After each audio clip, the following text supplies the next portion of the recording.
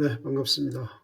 오늘은 밤새 미국에서 벌어진 이례적인 사법 판결에 대해서 얘기를 나눠보겠습니다.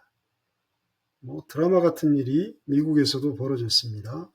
미국의 특수법원이 몇 개가 있는데요. 그 중에 하나가 연방국제통상법원이라고 있습니다.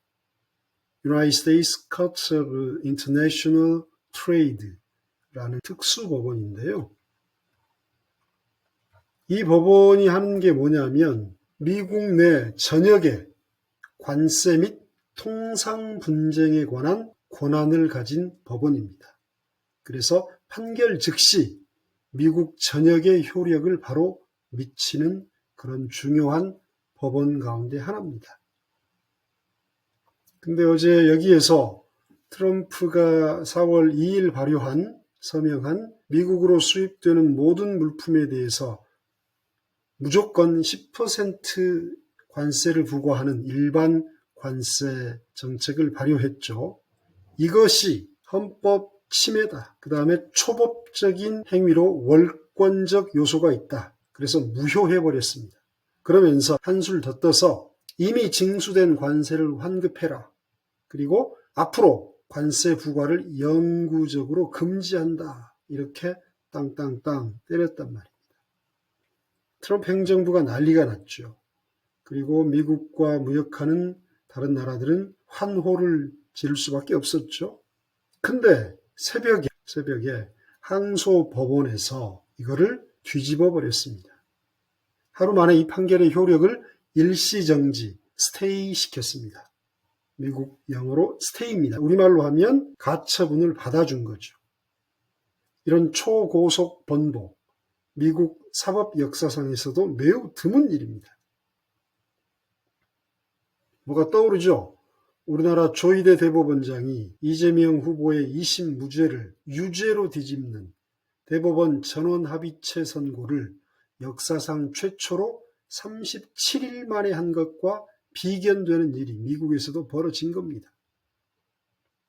자, 그럼 여기서 핵심 질문이 나오죠.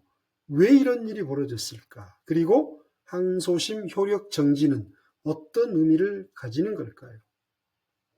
자, 1심 연방국제통상법원은 트럼프 정부가 국제비상경제권한법 IEEPA라고 합니다. International Emergency Economic Powers Act. 이것을 바탕으로 4월 2일 일반 관세 10%를 부과한 건데요. 이 법은 참고로 1977년 미국에서 제정된 연방법입니다.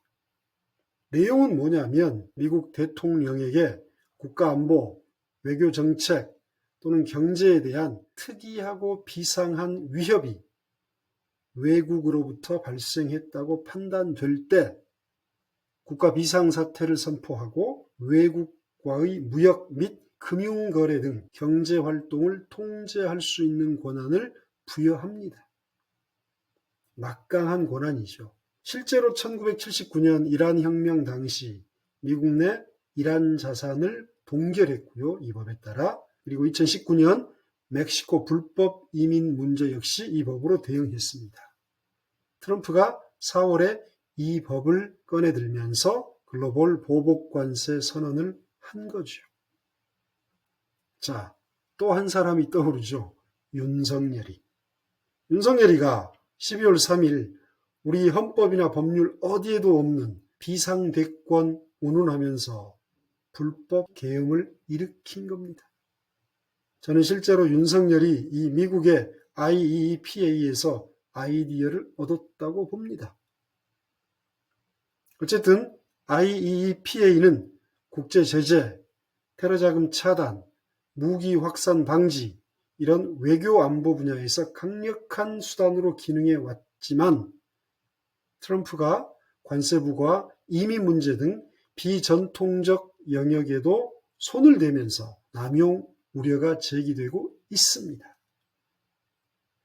그래서 1심 연방재판부가 IEEPA가 이 법을 근거로 관세를 부과하는 것이 헌법에 어긋나고 대통령의 권한과 지위를 벗어난 것으로 부적절하다고 본 겁니다. 대통령에게 무제한적인 관세 부과 권한을 이 법이 준 게 아니라는 거죠. 사실 미국의 조세 관련 권한은 의회에 있습니다. 아무튼 트럼프 정부는 즉각 반발했죠. 그래서 항소한 거죠. 가처분 신청을 했고 항소심에서 받아들인 겁니다. 백악관은 이 1심 법원의 판결을 사법 권한 남용, 사법 쿠데타라고 비판하면서 항소했던 겁니다. 여기서 주목할 것은 항소 법원이 일시적으로 트럼프 정부의 손을 들어준 겁니다. 6월 9일까지 효력이 일시적으로 스테이, 정지됐으니까 트럼프의 일반 관세 10% 부과는 심리가 진행되는 동안 계속 부과할 수 있습니다. 항소심 본안 판단할 때까지 트럼프 관세는 계속 진행된다는 얘기죠. 그럼 이번 항소심 판결의 의미와 파장은 뭘까요? 향후 트럼프 정부의 무역 정책에 상당한 영향을 끼칠 겁니다. 어찌됐든 사법부에 한 방 먹은 거잖아요. 그래서 트럼프 정부는 이번 항소심 효력 정지 결정을 발판 삼아 아마 본안 재판에 훨씬 더 공을 들일 거고요. 그리고 항소심에서도 패한다면 연방 대법원까지 또 끌고 가겠죠. 그래서 최종 승리를 얻어내겠다는 의지를 불태우고 있습니다. 연방 대법원이 보수 대법관이 주류를 이루니까 이거를 활용하겠다는 계산이죠. 윤석열이 잔대가리 굴리는 것과 똑같죠. 그리고 혹시 최종적으로 패소하더라도 위헌적 소지가 있는 IEEPA가 아닌 다른 법률, 가령 무역확장법 232조, 이것을 바탕으로 뭘 했냐면 자동차, 철강, 알루미늄 25% 관세를 부과했거든요. 이것을 활용하거나 무역법 122조를 활용해서 과거에 여러분 기억하실지 모르겠는데 슈퍼 301조를 우리나라에 발동했잖아요.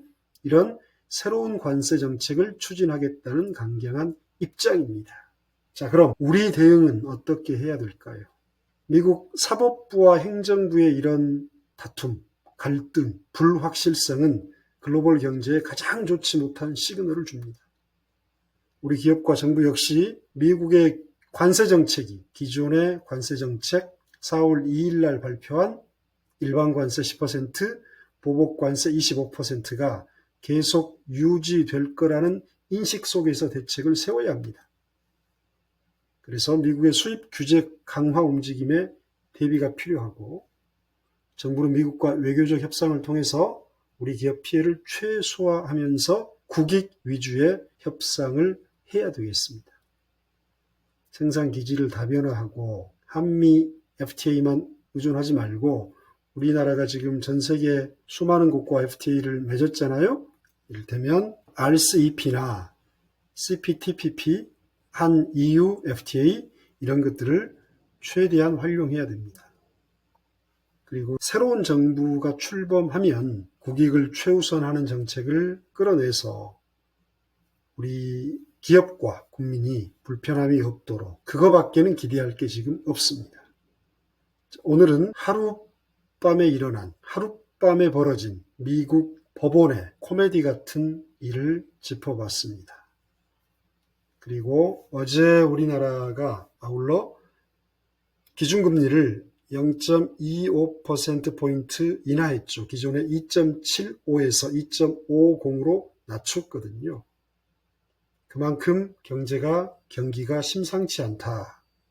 그래서 금리를 조금이라도 낮춰서 기업과 가계 부담을 줄이겠다. 그런 의지로 보입니다. 미국과의 금리 차는 더 벌어졌죠. 그래서 이런 점들도 각별히 유념해서 새로운 정부가 제대로 경제정책을 이끌어가기를 기대합니다. 궁금하신 점 댓글 남겨주시면 제가 아는 범위 내에서 성실히 답변 드리겠습니다.